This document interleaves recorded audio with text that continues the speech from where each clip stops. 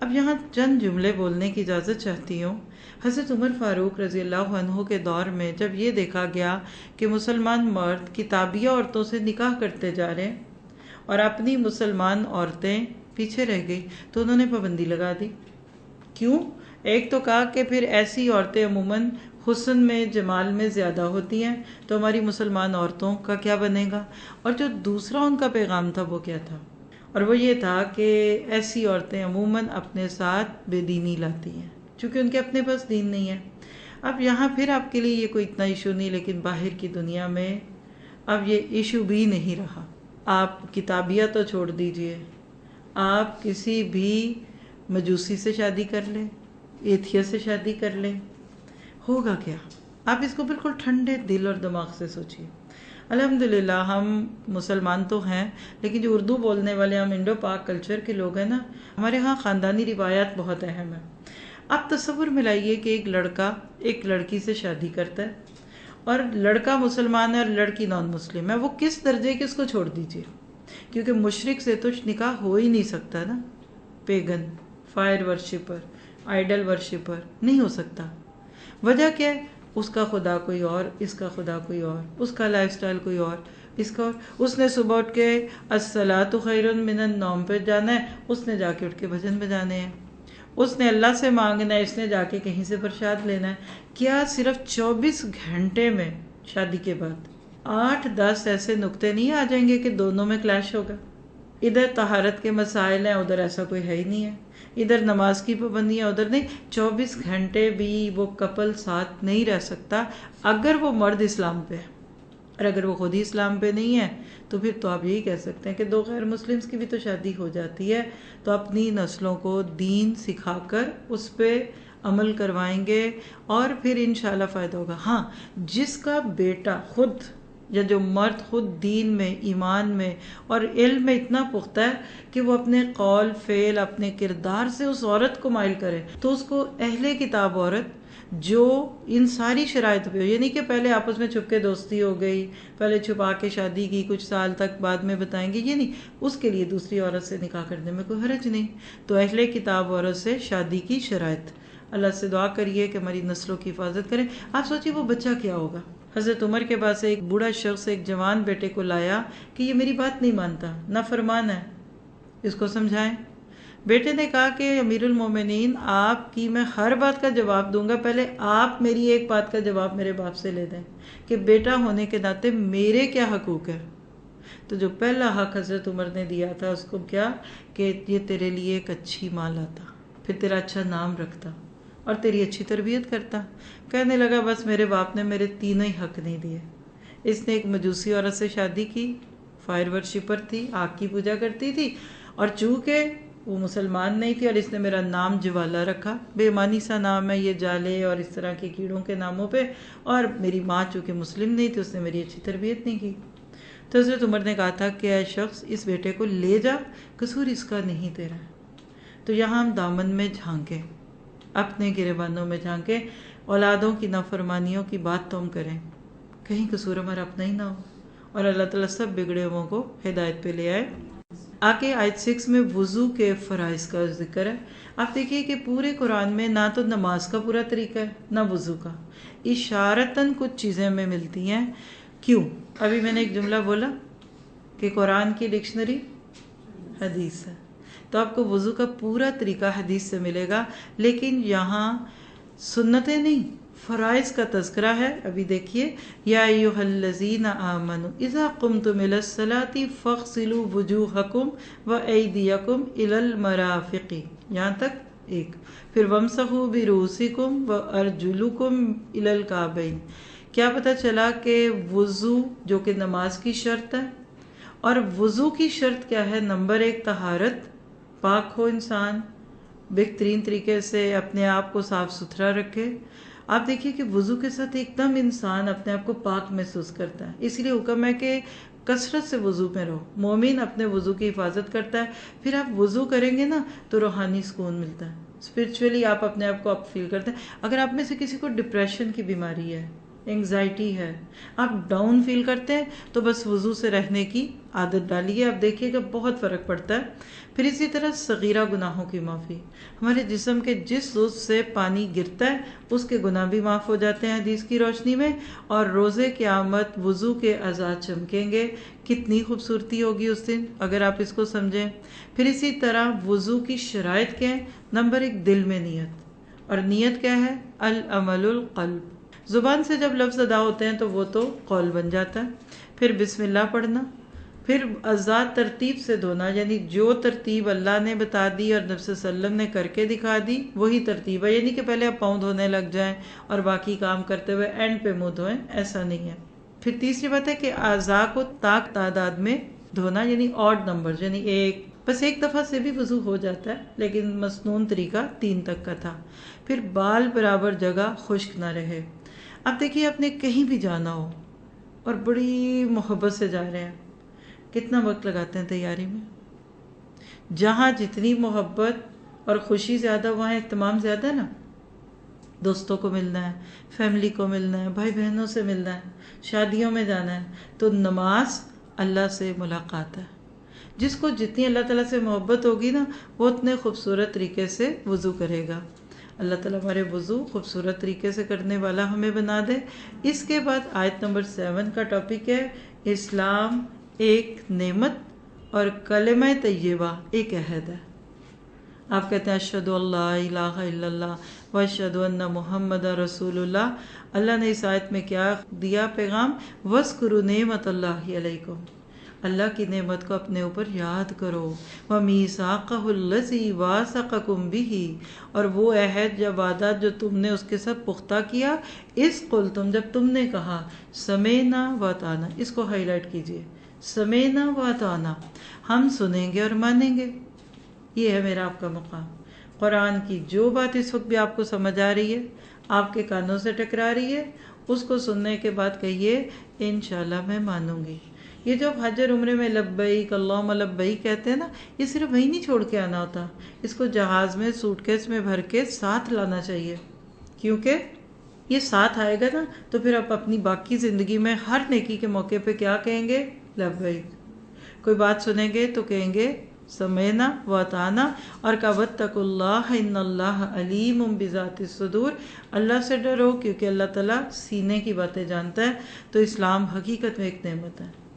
ذرا سا تصور تو کیجئے اگر ہمارے ماں باپ مسلمان نہ ہوتے، دادا دادی نانا نانی نہ ہوتے، تو کیا اس وقت ہم مسلم ہوتے؟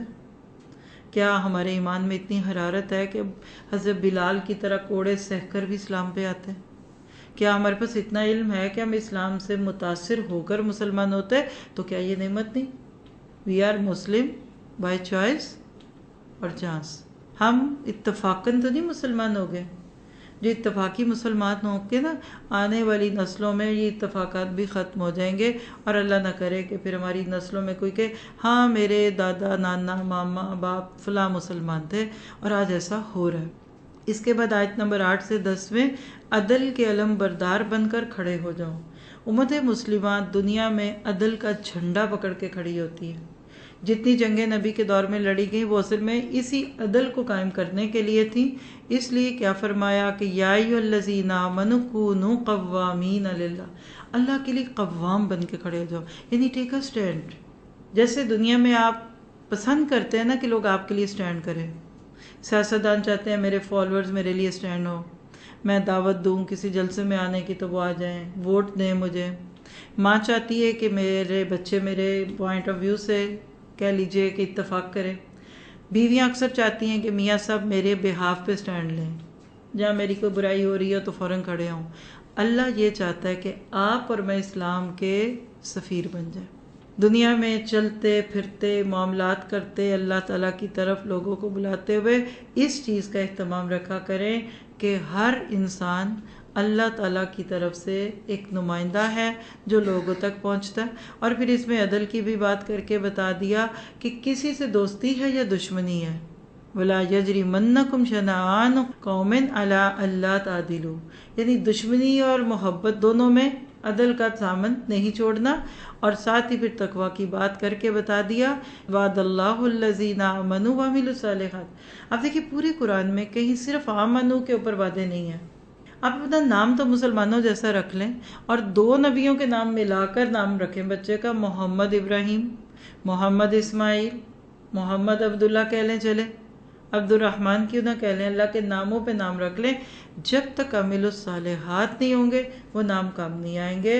اللہ کہتا ہے ایسے لوگوں کو پھر میں بخشوں گا جو ایمان کے بعد عمل صالح کرتے ہیں، اور اس کے اپوزٹ والذین کفروا وکذبوا بآیاتنا۔ دیکھیے ایک کفر ہے، ایک تکذیب ہے، دونوں ہی اپنے اپنے درجے کی ایک گناہ ہے۔ کہا بآیاتنا سے تو آیتوں کی بات ہے، اولئک اصحاب الجحیم، یہ جہنم میں رہنے والے ہیں۔ تو کیا پتہ چلا اب صرف ایک ہی کام کے بعد میری آپ کی نجات ہے مسلمان ہونے کے بعد، اور وہ کیا ہے کہ ہم جو کہہ رہے ہیں، جو سن رہے ہیں، اس پہ عمل کریں۔ پھر اس کے بعد آیت 11 میں بھروسہ اللہ تعالیٰ پر کرنا ہے، یہ موضوع ہے۔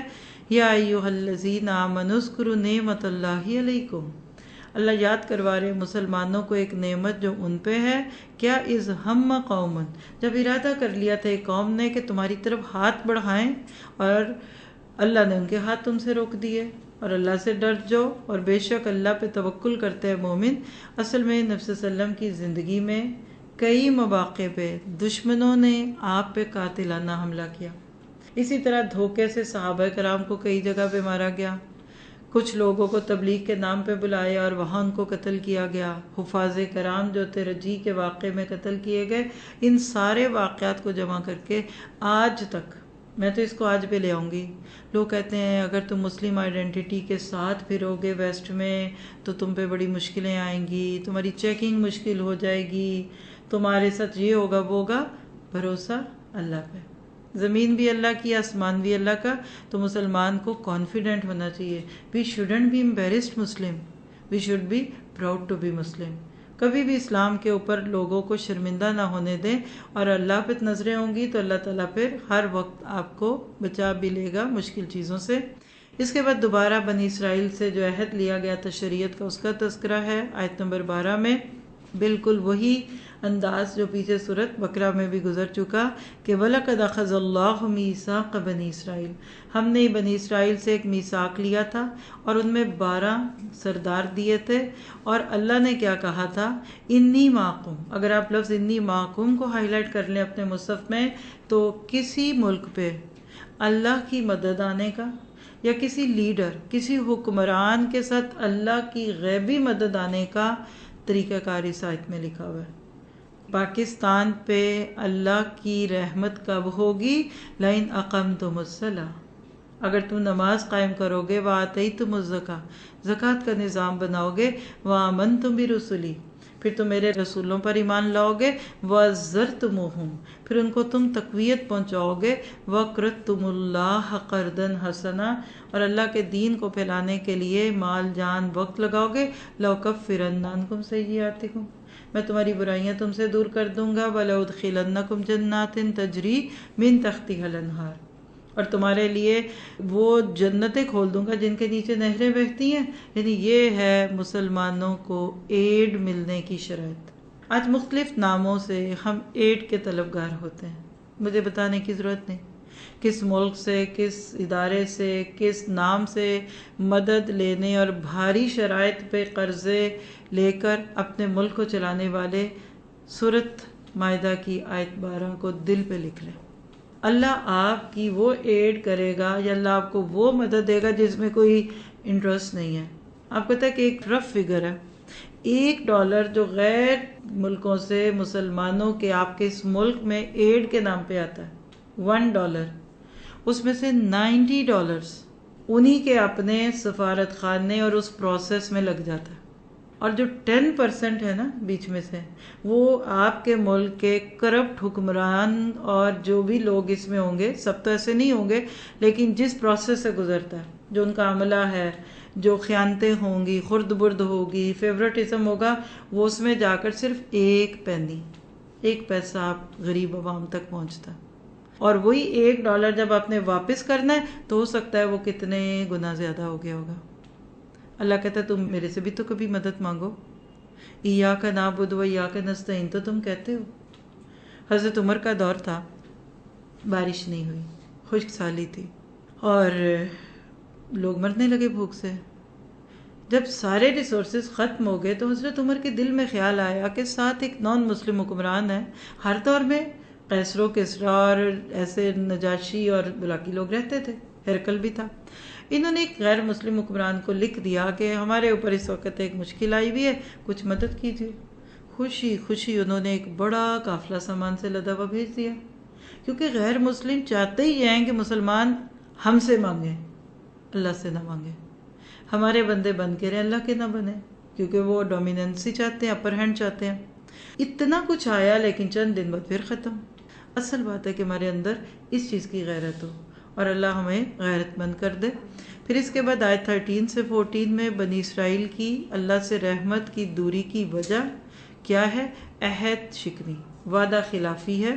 فَبِمَا نَقْضِهِمْ مِيثَاقَهُمْ، یاد رکھیے کل کے مسلمان جن کا تذکرہ یہاں ہو رہا ہے یا آج کے مسلمانوں، سب کے اللہ کی رحمتوں سے دور ہونے کی بڑی وجہ یہ ہے کہ وہ کلمے کے تقاضے پورے نہیں کرتے۔ پھر ان کے علماء جو تھے وہ باتوں کو بدل دیتے تھے، ان کے دل سخت ہو گئے تھے، کتابوں کا کچھ حصہ بھول جانا، کچھ چھوڑ دینا، ساری باتوں کو اللہ نبی کے سامنے پیش کر کے کہتے ہیں فاعف عنہم واصفح، جانے دیجئے، لیٹ اٹ گو، آپ ان سے درگزر کیجئے اور آپ اپنے کام پہ فوکس کیجئے۔ اللہ سبحانہ تعالیٰ نے ان کے اپنے ہی دلوں میں بغض اور عداوت ڈال دی ہے۔ پھر اس کے بعد آیت نمبر 15 سے 16 میں اہل کتاب کو نبی صلی اللہ علیہ وسلم اور قرآن پر ایمان لانے کی دعوت دی جا رہی ہے۔ اور آپ دیکھیے کہ خطاب کے یا اہل الکتاب کتنی عزت سے اللہ بلا رہا ہے، او کتاب والو، او پیپل آف دی بک، قد جاکم رسولنا، دیکھو تمہارے تو پاس ہمارا رسول آ گیا۔ دیکھیے کتنی محرومی ہے مدینہ والوں کی، نبی موجود، کہاں سے مکہ سے ہجرت کر کے نبی آپ کے پاس آیا ہے اور آپ کو اس کی قدر ہی نہیں ہے، آپ اپنے ہی نٹشل میں گھوم رہے ہیں۔ تو اللہ تعالیٰ نے یہاں نبی صلی اللہ علیہ وسلم کی آمد کو اہل کتاب علماء کے لیے ایک نعمت ثابت کیا، لیکن اس کے باوجود وہ نہیں مانے۔ تورات تو بدل چکی تھی، حذف ہو چکی تھی، اللہ نے قرآن دیا۔ بالکل آج مسلمانوں میں ہر اس مسلمان پہ یہ آیت فٹ ہوتی ہے جو قرآن کو چھوڑ کر فکشن پہ لگا ہوا ہے، اور جو نبی صلی اللہ علیہ وسلم کی احادیث اور آپ کی سنتوں اور آپ کی سیرت کو پڑھنے کی بجائے جھوٹی سچی کہانیاں پڑھ کر اس سے نصیحت لینے والا ہے۔ پھر اس کے بعد اس میں ایک اور بات پتہ چلتی ہے کہ مومنین کے لیے اللہ کی رضا سے بڑھ کر کوئی اور چیز اہم نہیں، رب راضی تو جگ راضی۔ پھر آیت 17 سے دوبارہ حضرت عیسیٰ کا قصہ چلتا ہے کہ حضرت عیسیٰ علیہ السلام معبود نہیں، مخلوق ہے۔ لَقَدْ كَفَرَ الَّذِينَ قَالُوا إِنَّ اللَّهَ هُوَ الْمَسِيحُ ابْنُ مریم۔ سورۃ نساء کے اینڈ پہ ٹرینٹی کی بات تھی، تثلیث۔ یہاں نصارہ کا وہ فرقہ جو حضرت عیسیٰ کو ہی خدا کہتا ہے، نعوذ باللہ، یعنی جیزس گاڈ کا نظریہ، ان کی بات کر کے اللہ نے بتا دیا کہ یہ دل پہ رکھ لو کہ حضرت عیسیٰ علیہ السلام خدا نہیں بلکہ اللہ کے نبی اور اس کے بندے ہیں۔ آیت 18 ہے، اہل کتاب کے ساتھ ہی اب اللہ تعالیٰ ایک پیغام دیتے ہیں کہ تم اللہ کے محبوب ہونے کا دعویٰ تو کرتے ہو، لیکن کیا تم اس کی بات بھی مانتے ہو؟ ان کا ایک جملہ تھا بڑا فیورٹ، وقالت الیہود والنصارى نحن ابناء اللہ وحباؤہ، اللہ نے اس کو کوٹ کر دیا، کہا اچھا you are chosen people, you are beloved of اللہ سبحانہ تعالیٰ، اس کے چہیتے ہو، تو بتاؤ پھر اللہ نے تمہیں تاریخ میں اتنی دفعہ سزائیں کیوں دی؟ کیا پتہ چلا کہ دعووں سے کچھ نہیں ہوتا، اصل دلیل ہے عمل سے۔ كتاب أنزلناه إليك مبارك ليدبروا آياته وليتذكر أولو الألباب كتاب أنزلناه إليك مبارك ليدبروا آياته وليتذكر أولو الألباب